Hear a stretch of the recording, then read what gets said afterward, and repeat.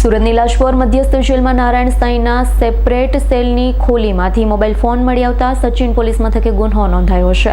સુરતની લાજપોર જેલ ફરી એકવાર ચર્ચામાં આવી, જ્યાં બળાત્કારના ગુન્હામાં પાકા કામના કેદી તરીકે સજા ભોગવતા વિવાદાસ્પદ ધર્મગુરુ નારાયણ સાંઈની બેરેકમાંથી એક મોબાઈલ ફોન મળી આવ્યો। લાજપોર જેલમાંથી ચેકિંગ દરમિયાન ઇન્ચાર્જ જેલર દીપક ભાભોરને બાતમી મળી હતી કે પાકા કામના કેદી નારાયણ સાંઈ પાસે મોબાઈલ ફોન છે।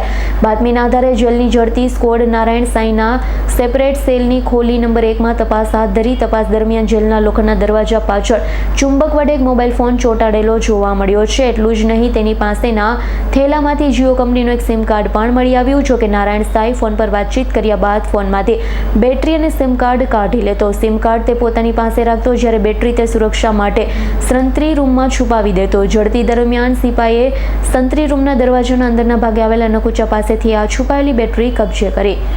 તારીખ 27/11/2025ના રોજ લાજપોર મધ્યસ્થ જેલના કર્મચારીને એક સ્પેસિફિક ઇનપુટ મળેલું હતું કે જહાંગીરપુરા પોલીસ સ્ટેશનમાં અગાઉ બળાત્કારના ગુનામાં જે પાકા કામનો કેદી નારાયણ સાંઈ આસુમલ હલ્પલાની લાજપોર મધ્યસ્થ જેલમાં જ્યુડિશિયલ કસ્ટડી હેઠળ છે,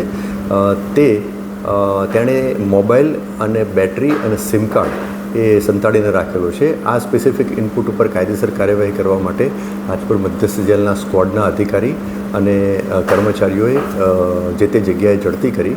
તો એમાં બેરેક નંબર 1માં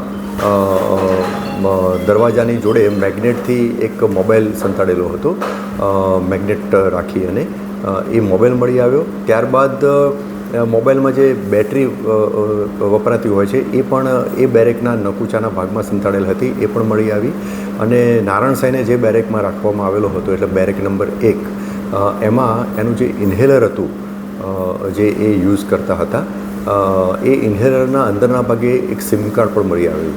આમ મોબાઈલ, બેટરી અને સિમ કાર્ડ આમ પ્રતિબંધિત વસ્તુઓ નારાયણ સાંઈના બેરેકમાંથી મળી આવી, જે અનુસંધાને નારાયણ સાંઈના વિરુદ્ધમાં સચિન પોલીસ સ્ટેશનમાં એક ભારતીય ન્યાય સંહિતા અને ધ પ્રિઝન એક્ટની વિવિધ કલમો હેઠળ ગુનો રજીસ્ટર કરવામાં આવેલ છે। Bureau report, S9 news, Surat. અમારી તમામ માહિતીથી અપડેટ રહેવા માટે જોડાયેલા રહો S9 ન્યૂઝ સાથે।